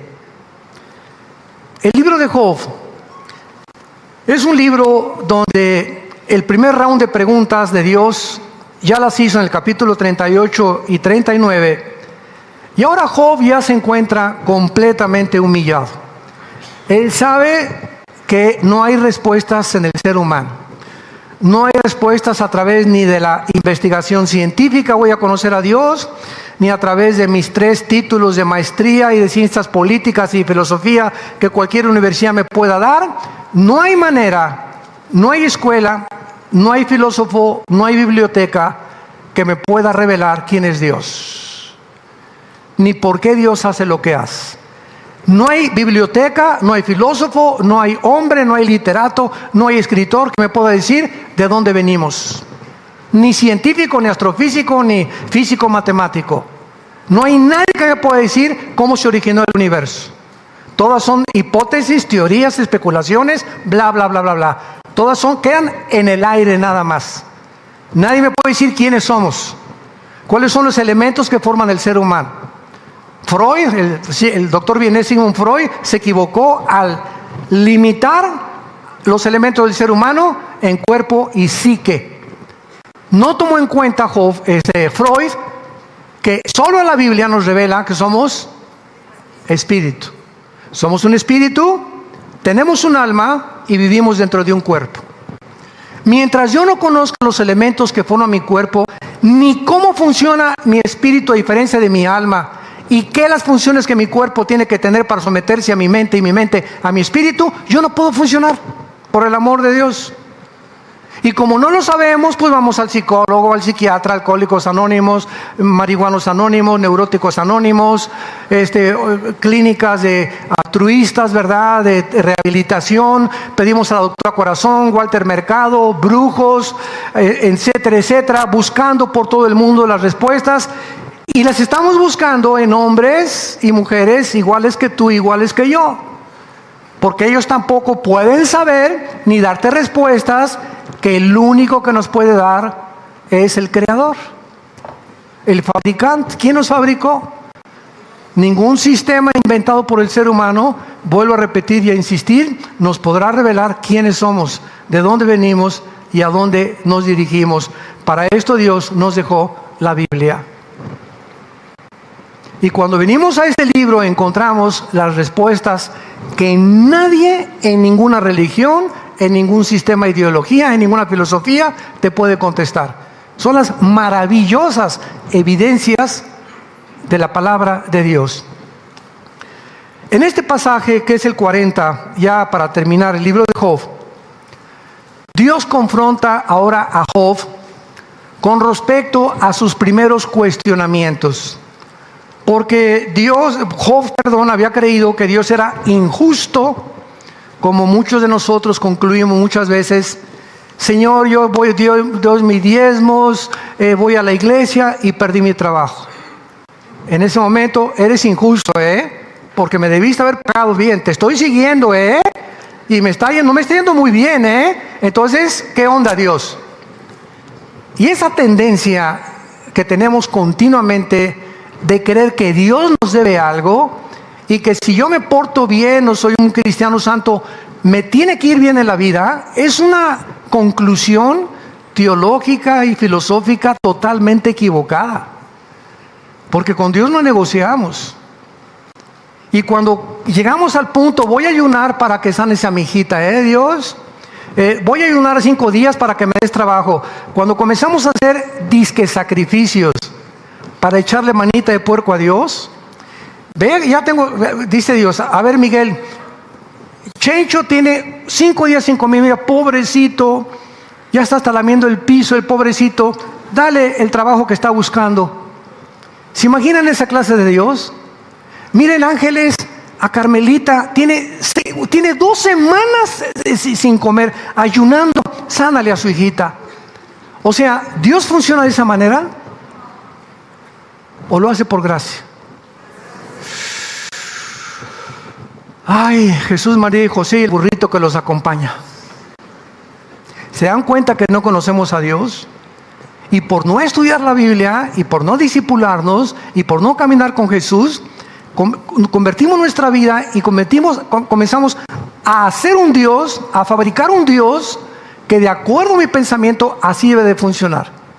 Y el libro de Job nos da una respuesta completamente contraria. Por esta razón ahora le ha pedido a Dios, ¿verdad?, que le escuchara para presentarle su caso, y Dios le da la oportunidad a Job de hacerlo. Ya le demostró, como lo vimos en las conferencias ayer, las últimas 2 conferencias, que primero Dios se lo lleva al universo, capítulo 38 de Job. Vean ustedes que en el capítulo 38 de Job, Dios le muestra a Job en los versículos 31 al 33 el universo. Y este libro menciona hace, repito, más de 3.500, 4.000 años, las Pléyades. Cuando el que escribió el libro de Job no tenía telescopio, ni calculadora, ni computadora. Y las Pléyades son las 7 estrellas más calientes que hay en el universo. Dios le menciona al Orión, es la más grande de las constelaciones. Mazarot, son 36 constelaciones del zodíaco. La palabra zodíaco significa grados, apúntalo, o pasos. Cuando hablas los signos del zodíaco, significa los grados o los pasos del sol en el cielo que corresponde a los 12 meses del año. Pero viene el diablo y lo que Dios describe en la astronomía, el diablo revuelca, ¿verdad?, esto y lo voltea y le pone astrología. La astronomía es el estudio de las constelaciones, de los astros, de los planetas. La astrología es una filosofía satánica, donde comienza a convencerte Walter Mercado y sus discípulos de que Cáncer no se iba con Génesis, Génesis no se iba con Virgo, porque son los planetas y las posiciones de los planetas los que influyen en nuestra conducta. Virgen de misericordia. Imagínense nada más hasta dónde llega nuestra tontería humana. Marte y Saturno y planetas, según cómo se ponen, me están controlando y me están manejando. Y me mandan vibraciones para que me case con alguien que sea afín a Géminis. Esta es la locura. Y decimos que Dios está loco y que no lo entendemos cuando los mismos sistemas que hemos inventado nosotros rayan en lo absurdo y en la locura. Entonces vemos que Dios hizo todo esto y nos dejó un mensaje en el cielo a través de las constelaciones de que existen. Pero es interesantísimo que comienza con Virgo y termina con Leo, que es la Virgen y el león de la tribu de Judá. Y ahí está escrito en el cielo el mensaje del Evangelio de Cristo. Algún día tendremos la oportunidad de estudiar esto. Entonces Dios le muestra y le dice a Job: mira, Job, las constelaciones, las estrellas calientes, ¿de qué forma gravitan? ¿De qué forma no chocan unas con otras? ¿De qué forma hay satélites? ¿De qué forma la Tierra es especial en su posición respecto al Sol para que haya vida, para que haya plantas, etcétera, etcétera? Job, si tú ves todo esto que te rodea y ves un diseño y una inteligencia y tienes que concluir que alguien está sosteniendo esto, que alguien tuvo que establecer las leyes del universo para que existiera la ciencia. ¿Qué es la ciencia? Es un método de observación de las leyes que ya existen, porque si no existiera la gravitación, el electromagnetismo, las fuerzas nucleares, la ciencia no existiría. La ciencia se sostiene porque observa leyes que son constantes. Y gracias a esa constancia de las leyes existe la ciencia humana. Entonces los científicos no han podido concluir, más que los que son cristianos, de esta maravilla. Entonces el mensaje de Dios es: Job, si tú ves todo este universo alrededor y las fuerzas que existen y quién puso las leyes, quiero decirte, ¿no tendré cuidado de ti? ¿No tendré cuidado de tu vida? ¿Tú crees que si yo sostengo el universo no puedo? ¿Por qué amaneciste con tu corazón latiendo? Porque si yo sostengo las galaxias, ¿tú crees que no me preocupo por ti, que mi hijo murió en una cruz en tu lugar? Ahora, en el capítulo 39 se lo lleva con los animales. ¿Ya viste, Job, a las águilas? Ponen hasta arriba sus nidos y tienen una vista impresionante. ¿Ya viste al búfalo? Le dice Dios a Job, que es un animal no domesticable. ¿Podrás poner al búfalo con un buey para que are en el campo? No, al búfalo nunca lo vas a domesticar. Yo he criado animales silvestres, salvajes, y animales domesticables: la vaca, el caballo, el perro, los gatos, etcétera, etcétera. Y si esos animales silvestres son imposibles de domesticar, es porque yo los suelto en el campo, yo los sostengo, y cuando paren las cabras y cuando paren las leonas, no necesitan a ninguna partera ni anestesióloga, porque yo sostengo la creación. ¿No te sostendré a ti? Es que mi hijo nació en un taxi. Donde lo hayas parido, nació tu hijo, pero está bajo el control de Dios. Absoluta y totalmente nuestras vidas están en el control de Dios. Y así, bueno, ya no me quiero perder tiempo con los animales. Fue la conferencia anterior, pueden conseguir la conferencia. Así le habló Dios a Job de las cabras, de los venados, de los caballos, de los pavos reales. Le dice Job Dios a Job en el capítulo 39, versículo 13 y 14. ¿No has visto los pavos reales? Hacen y abren sus alas. ¡Qué arcoíris ni qué nada! ¡Qué increíble colorido y mezcla de colores hizo Dios en las plumas de los pavos reales! No hay ninguna ave que pueda extender sus alas y mostrarnos el colorido de las plumas del pavo real. Pero además de eso, son los más brutos que hay. Ahí lo dice aquí en el libro de Job, léanlo. ¿Por qué? Porque cuando ponen sus huevos, nunca los ponen en lugares escondidos como los demás animales, sino que los ponen en lugares donde pueden pasar, son vulnerables y los pueden pisar y romper. Y le dice Dios a Job, ¿sabes por qué los pavos reales son tan bellos, tan bellos, tan bellos, tan bellos, tan bellos, pero son bien brutos? Porque yo no les di la inteligencia ni la sabiduría. Y así yo pienso, hay seres humanos. ¿Cuántas muchachas, verdad? Mis universo, no digo que todas, ¿verdad? O cuántos muchachos guapos, o cuántas, ¿verdad? Pero no tienen ni cerebro. Entonces una cosa es la belleza, otra cosa es la inteligencia. No siempre van combinadas las dos. Pocas personas tienen la mezcla de inteligencia con la belleza. Entonces Dios nos muestra a través de esto y a través de todas las preguntas que le hace a Job, por qué las cosas en el mundo son como están. Y la pregunta es, ¿quién pudo hace 4000 años observar a los pavos reales? ¿Cómo paren las cabras monteses? Que las águilas ven a más de 3-4 kilómetros de distancia, que los leones tienen sus leoncitos siempre comida, que los cuervos no siembran ni guardan y Dios los alimenta con sus lombrices. ¿Quién le dio este conocimiento de la zoología a la persona que escribió el libro de Job hace 3400 años? ¿Quién le dio este conocimiento?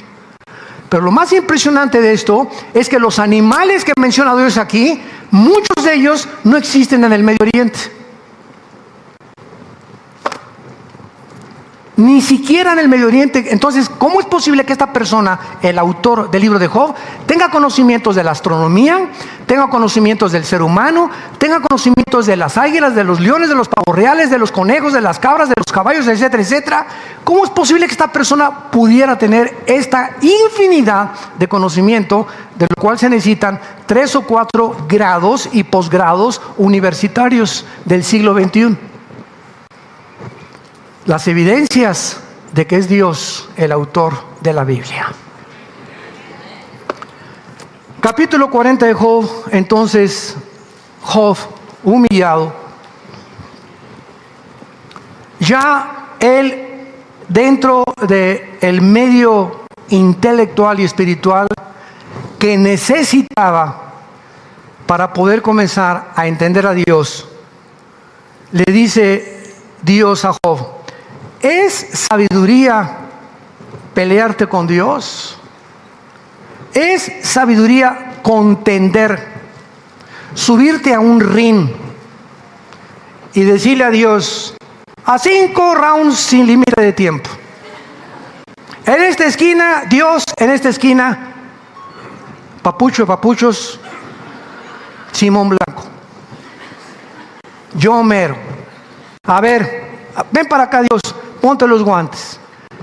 Cualquiera que se imaginara esto diría, ¿verdad? ¿Sabes qué? No hay ni comparación. Tú no puedes pelear con alguien que es infinitamente, que nada más estás así, ni guantes necesita para tumbarte a la lona. Entonces sería ridículo que alguien se atreviera a hacer esto. Sin embargo, millones de seres humanos lo han hecho. Uno de los más grandes locos del siglo XX fue el alemán ateo Friedrich Nietzsche, que escribió El Anticristo, Zaratustra, y se atrevió a decir: Dios está muerto. Cristo fue un perdedor porque escogió a 12 hombres ignorantes y por la debilidad de Jesús lo mataron en la cruz. De acuerdo a Nietzsche, el Dios que él hubiera representado no hubiera permitido que su hijo muriera en la cruz, no hubiera permitido que la mansedumbre y la humildad fueran las virtudes más grandes del ser humano, sino al contrario, dijo Nietzsche, El ser humano no debe ser ni débil, ni humilde, ni manso. Esas son características de los tontos cristianos. El hombre que yo quiero inventar, y dijo el superhombre, el cual Hitler quiso y los nazis seguir esa línea de pensamiento con la nueva raza aria, es la raza fuerte, los güeros, ojos azules, etcétera, etcétera. Los demás son débiles, vamos a cambiar el mundo y con esta raza transformamos al mundo supermundo del universo. Imagínense nada más este hombre, ¿cómo acabó? Bueno, se hizo un homosexual a los 40 años y murió loco en un psiquiátrico a los 50 y tantos. El que dijo que, a ver, en el ring, vamos a agarrarnos tú y yo, primero cayó a la lona antes de seguir peleándose contra Dios. Este es el objeto de esta pregunta. ¿Quién se cree intelectual o lo suficientemente inteligente para tratar de subirte a un ring y contender contra Dios y cuestionar a Dios? ¿Tú quién eres, rata de aguapuerca? ¿Quiénes somos nosotros? ¿De veras te crees muy aquí soberbio, papucho de papuchos? Es ridículo ni siquiera pensar que si hay un creador, vamos a asumir, hay un creador el creador sustentador del universo. Si es verdad que ese creador existe, tiene que ser lógicamente, infinitamente superior a mí, por el amor de Dios. Sus pensamientos no pueden ni siquiera atreverme a poder entender las cosas. Voy a necesitar que Él sea mi maestro. No Confucio, ni Mahatma Gandhi, ni Buda. Él sea el que me enseñe las cosas que todos nosotros los hombres, limitados por nuestra intelectualidad, nunca podríamos alcanzar. Y es cuando esa forma de pensar nos humilla que Cristo entra a nuestro corazón como nuestro Salvador y nuestro Señor, en la forma del Espíritu Santo. Es sabiduría contender con el Omnipotente. En 1 Corintios capítulo 3, el apóstol Pablo escribe 3 pensamientos. En el 8 y en el 13, veamos primero 1 Corintios 3, versículo 1 Corintios capítulo 3, y dice así, versículo 18, 1 Corintios 3, 18. Si alguno destruye el templo de Dios, Dios le destruirá a él. Nadie se engañe a sí mismo. Si alguno entre ustedes se cree sabio, en este siglo hágase ignorante, para que llegue a ser sabio. Porque la sabiduría de este mundo es insensatez para con Dios. Pues escrito está, Él enloquece o Él prende a los sabios en la astucia de ellos. O sea, Pablo dice, cualquier persona que se crea más inteligente que el creador y el diseñador del universo, te vas a tener que hacer ignorante y decir, oh creador, oh Dios, no sé nada de nada, no sé ni los animales, ni de los peces, ni las leyes del universo, ni las leyes cósmicas, no entiendo nada. Explícame tú todas estas cosas. Me hago ignorante. Yo no solo sé que no sé nada. Es lo que escribió Sócrates, uno de los más grandes pensadores de la filosofía. Yo solo sé que no sé nada. Y ahora los ateos del siglo XX sabían todo. Increíble. ¿De qué forma ha retrocedido la misma filosofía y el pensamiento humano? Dice en 1 Corintios 8, continúa Pablo en el versículo 2, si alguno se imagina que sabe algo, aún no lo sabe nada como debe saberlo. Aún en la teología, ustedes que me escuchan, santos, pastores, misioneros, hombres de Dios, misioneras de Dios, aún en la misma teología, no hay un solo hombre, un solo teólogo que pueda poseer toda la verdad. Vemos en la Biblia que Dios, nada más a Pablo, no a Pedro, ni a Juan, ni a Judas, ni a Mateo, ni a Marco, solo a Pablo le reveló la doctrina del arrebatamiento de la iglesia, del rapto. Nada más a Pablo. A Juan le reveló todo lo que es el amor de Dios. A Pedro lo mandó a escribir 1 y 2 de Pedro para animar a los judíos que están siendo perseguidos y están sufriendo. Y así cada autor de cada libro de la Biblia tiene un enfoque, no tienen todo el horizonte de la verdad. Jeremías tiene un horizonte de los pensamientos de Dios, Isaías tiene otro, Amós tiene otro, Habacuc tiene otro, Malaquías. ¿Por qué? Porque la verdad es un horizonte impresionante y un hombre te revela una cosa, otro otra cosa, otro otra cosa, otra otra cosa. ¿Por qué? Porque mientras estamos en este cuerpo no conocemos todo como deberíamos de saberlo.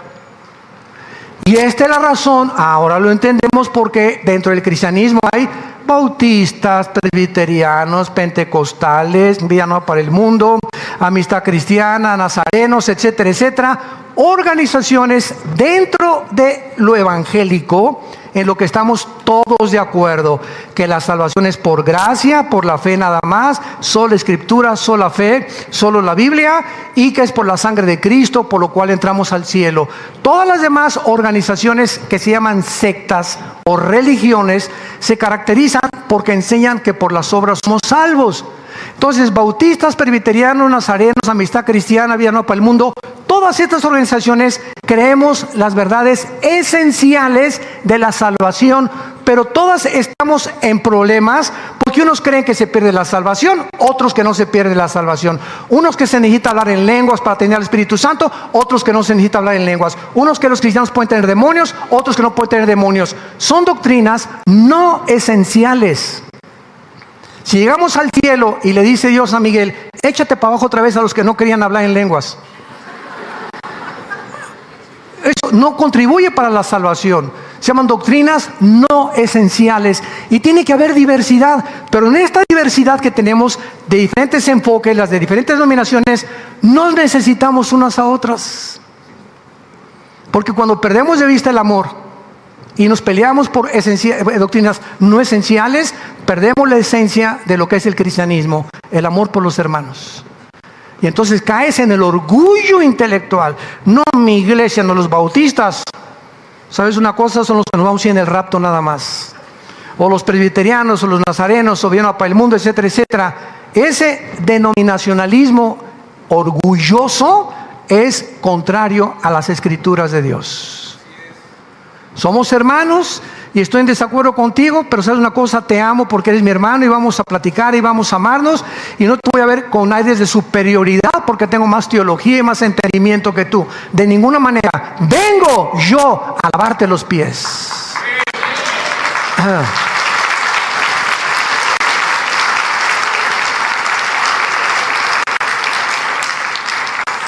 Y en 1 Corintios 13, Pablo vuelve a insistirnos en el mismo aspecto. Versículo 11, 1 Corintios 13, 11.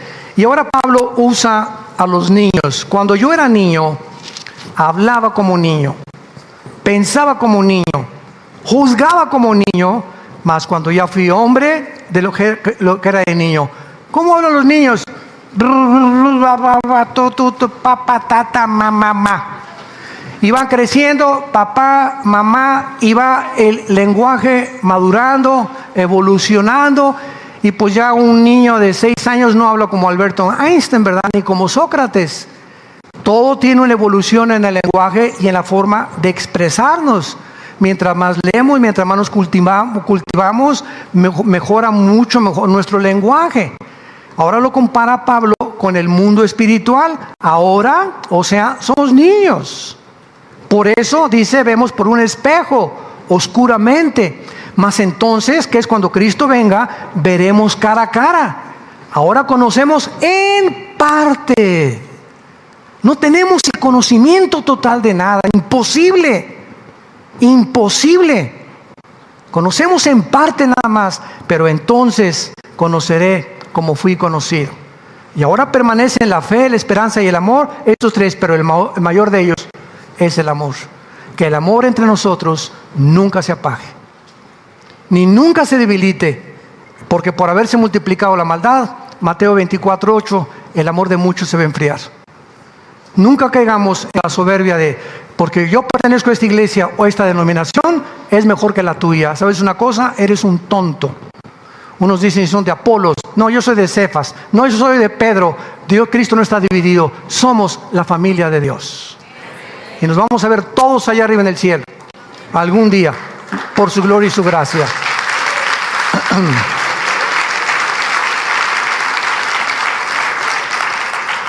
Regresamos a Job. ¿Es sabiduría contender con el omnipotente?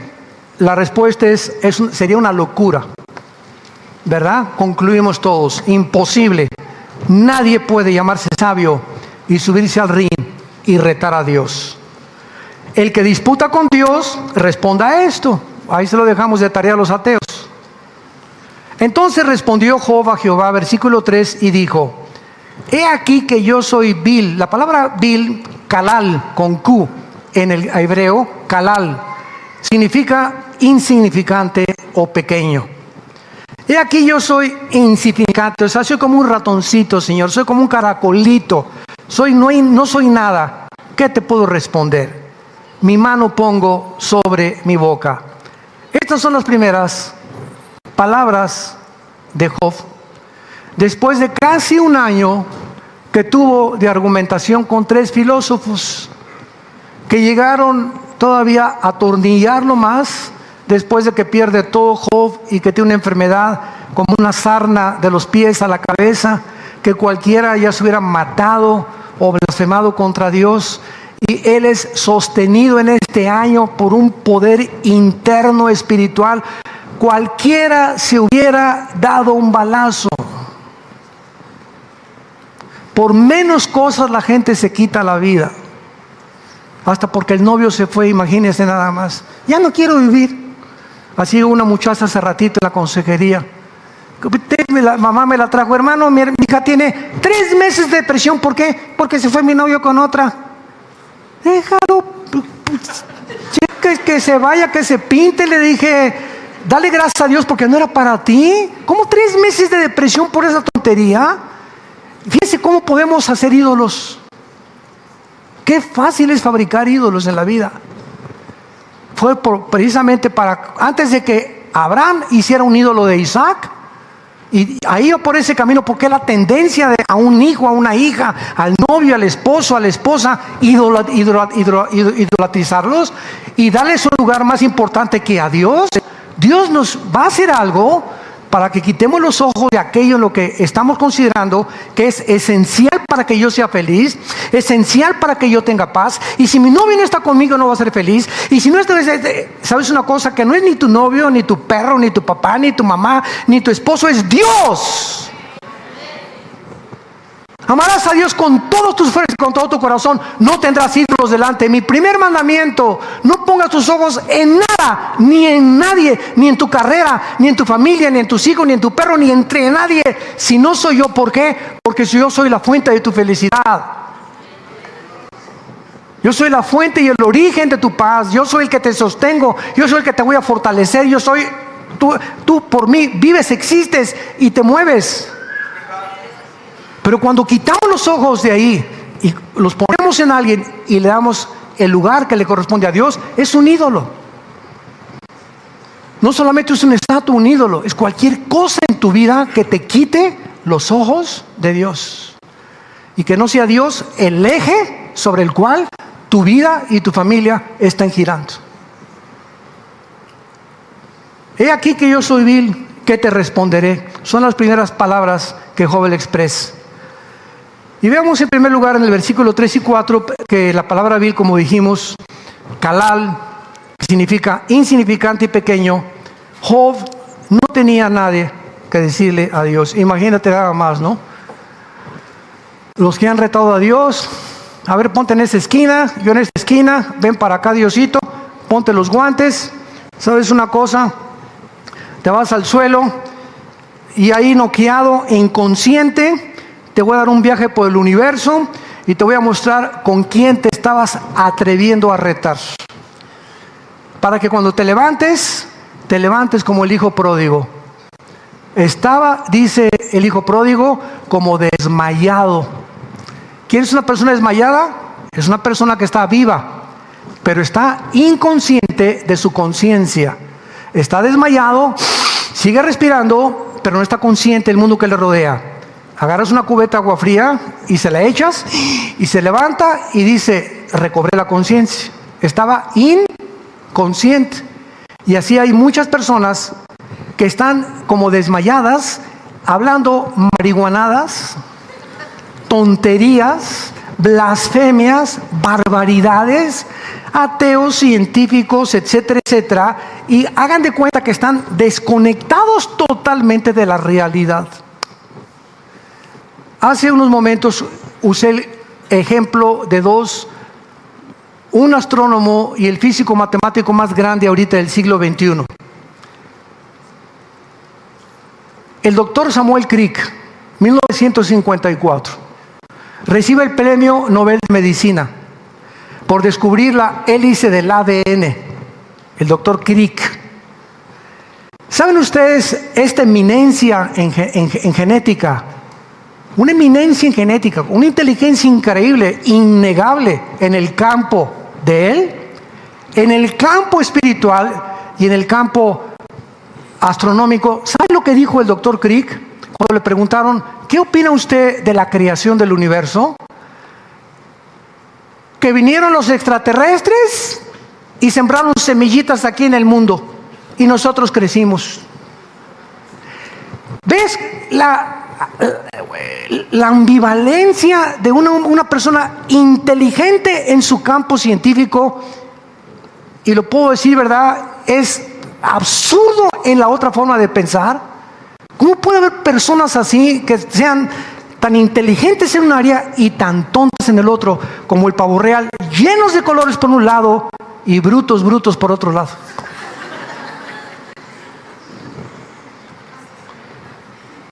Stephen Hawking, físico matemático número 1 ahorita en Inglaterra, heredero de Einstein.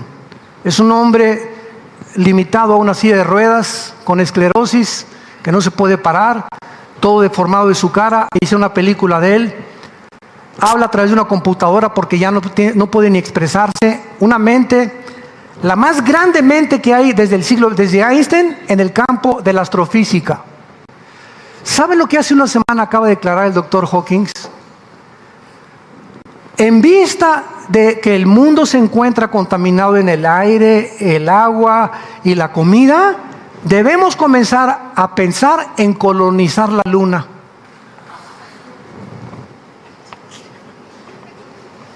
Virgen, todas las vírgenes que haya. Oye, ¿de quién estoy oyendo esto? Oye, Stephen, no son enchiladas, hijo. ¿Te imaginas los años que costaría llevarnos el oxígeno a la luna?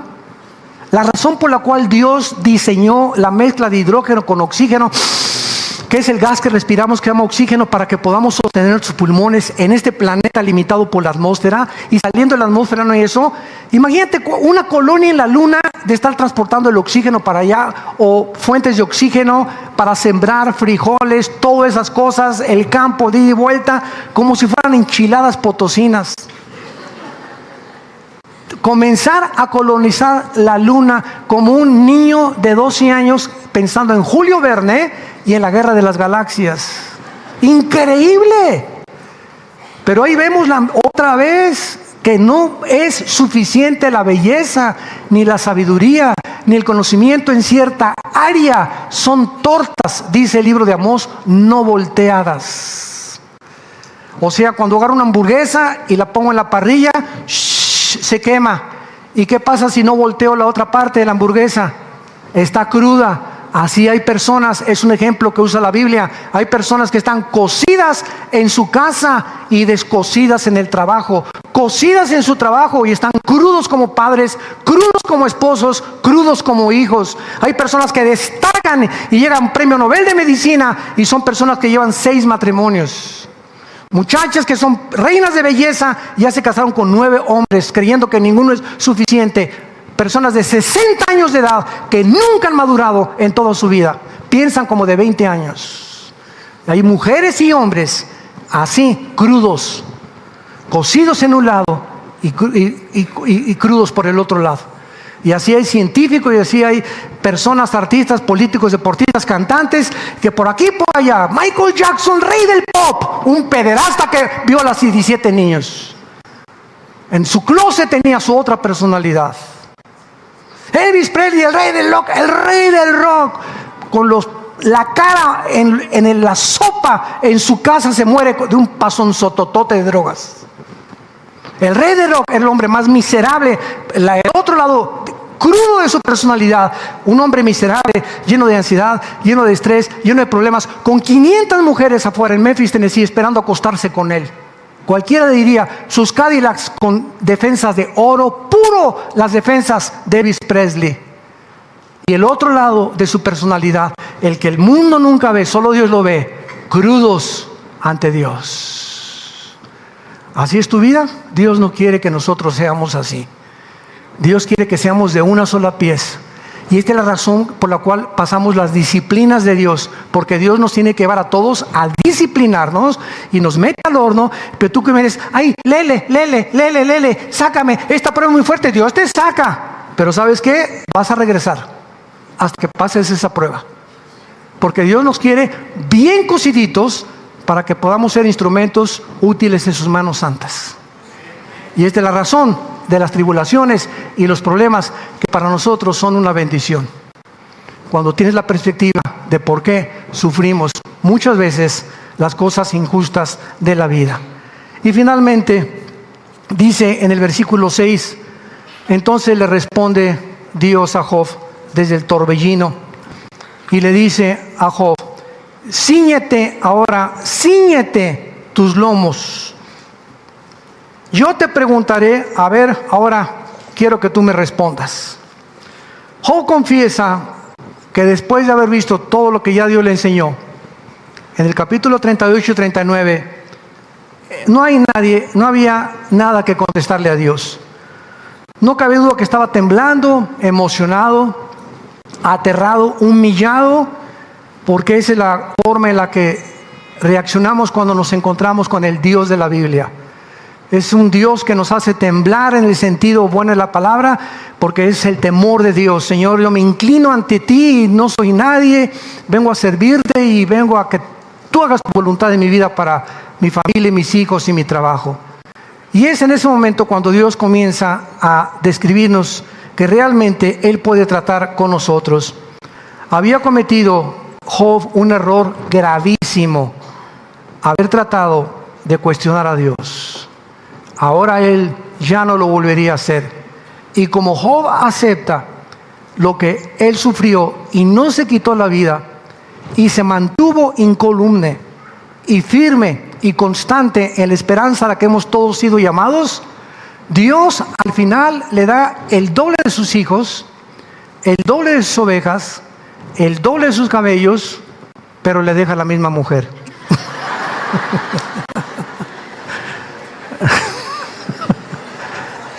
Esto es un chiste, ¿no? Pero ¿saben una cosa? Una vez oí un predicador que dijo, ¿saben por qué lo hizo, verdad? Para volverlo a probar. Para ver si le decía a Dios, no, Señor, sigue siendo injusto conmigo. No, ¿verdad? Ahora, a ver qué cosa es lo que vas a hacer. Entonces, no es hasta que nosotros mantengamos este silencio ante Dios que Él puede hacer en nuestra vida lo que podemos nosotros entender. Dice Jeremías 29:11, mis pensamientos para ustedes son de paz. Yo quiero bendecir tu vida, tu matrimonio, tus hijos, tu casa, tus perros, tus gatos, tus animales domésticos, tu entrada y tu salida. Yo quiero bendecirte. Pero ¿sabes una cosa? Hay tantas cosas en tu vida todavía. Me sigues cuestionando, sigues dudando de mi amor. Las pruebas que te he pasado, no las has pasado, mamacita. No las has pasado, papacito. ¿Por qué? Porque te has enconchado y me has retado. Y yo no puedo seguir tratando contigo hasta que no te humilles.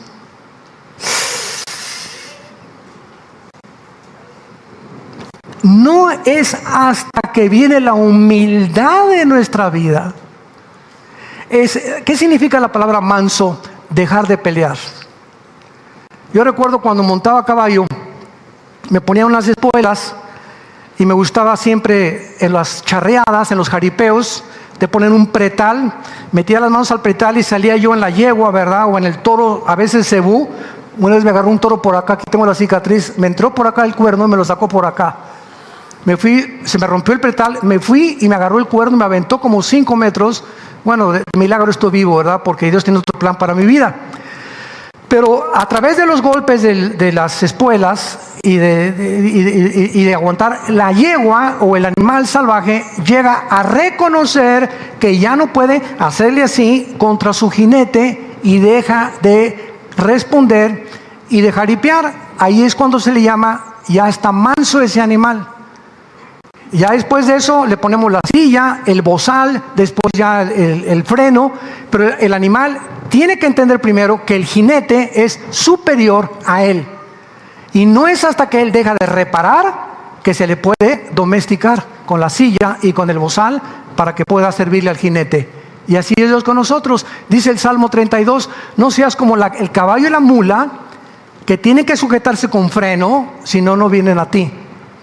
Entonces no es hasta que dejas de reparar y hasta que dejas de luchar y cuestionar a Dios y caes mejor y lloras y gritas y le imploras y te rindes, que Dios comienza a levantarte y a usarte. No es hasta que le dices, ahí está mi novio, si lo quieres llevar, llévatelo allá a la legión extranjera si quieres. Mi esposa yo no la voy a cambiar, a mi hijo no lo voy a cambiar, no voy a cambiar mis circunstancias, Señor. No puedo seguir luchando contra ti, oh Dios, me rindo. Te entrego todas mis armas, Señor. Aquí está tu siervo, haz conmigo lo que tú quieras. Ahí es cuando vas a conocer el poder de Dios y el poder de su resurrección y la participación de sus sufrimientos, para que a través de todas estas circunstancias, cada día nos parezcamos más a su Hijo Jesucristo. Oremos. Padre, gracias por tu palabra, que siempre que la escuchamos nos edifica, nos fortalece, nos consuela. Gracias, oh Dios, porque nos sostienes con el poder de ella. Gracias porque si encomendamos nuestros caminos ante ti, tú tienes cuidado de nosotros. Pero somos nosotros el problema, nunca serás tú. Siempre será esta rebelión con la cual nacimos, este orgullo que siempre nos impele a cuestionarte, a retarte, a desafiarte como si fuéramos tú. Oh Dios, gracias porque es tu Hijo Jesucristo, que no estimó el ser igual a ti. Tu Hijo no estimó quedarse en la gloria, aceptó bajar a la tierra, entrar a un cuerpo humano semejante al de nosotros, y estando en un cuerpo humano, se sometió a ti en todas las cosas durante 33 años y se hizo obediente hasta la muerte y muerte de cruz. Siempre orando tu Hijo, Padre, hágase tu voluntad, no la mía, no la mía. María, tu sierva, que lo parió a Jesucristo, cuando oyó la noticia, te dijo lo mismo. Yo no soy nadie para luchar contra ti. Tal vez en mi colonia me van a criticar y me van a perseguir, pero hágase tu voluntad, oh Dios. He aquí tu sierva para hacer tu voluntad.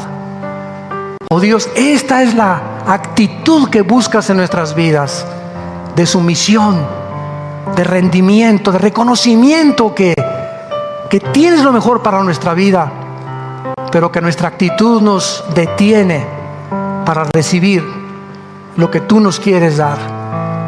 En esta mañana, pídele perdón a Dios si esta ha sido tu condición en el último tiempo que has vivido. Arrepiéntete y dile a Dios: Señor, no quiero ya luchar contra ti. Acepto las circunstancias que me rodean en mi vida. Sé que detrás de ellas hay un plan perfecto, porque tus pensamientos para mí son de paz, de prosperidad, de bendición. Y yo lo recibo con todo mi corazón, en el nombre de Jesús. Amén. Bendita palabra de Dios. Bendita palabra de Dios. Gracias, Señor, por este libro tan maravilloso que nos has dejado. Gracias, Señor. Muchos de ustedes en esta mañana aún todavía no tienen una relación con Jesucristo. No se pare nadie, por favor, todavía. Quiero decirte que si tú quieres en esta mañana tener esta relación con Jesucristo, invitarlo a tu vida, ¿qué va a requerir? Que te humilles, Que le diga: Señor, ya no puedo seguir así. Reconozco que tú eres Dios, que en la cruz pagaste por mis pecados, y te invito como mi Salvador y mi Señor. Y si tú haces esto, Él entra a tu vida en esta mañana en la forma del Espíritu Santo, y tú no te imaginas, saliendo por esta puerta, desde el día de hoy van a comenzar en tu vida milagros, y esa paz que tu alma no tiene la vas a experimentar como nunca lo habías conocido. Si tú quieres hacer esta decisión, ahí desde tu lugar, inclina tu cabeza y dile: Señor, te pido perdón por mis pecados, por mi soberbia intelectual.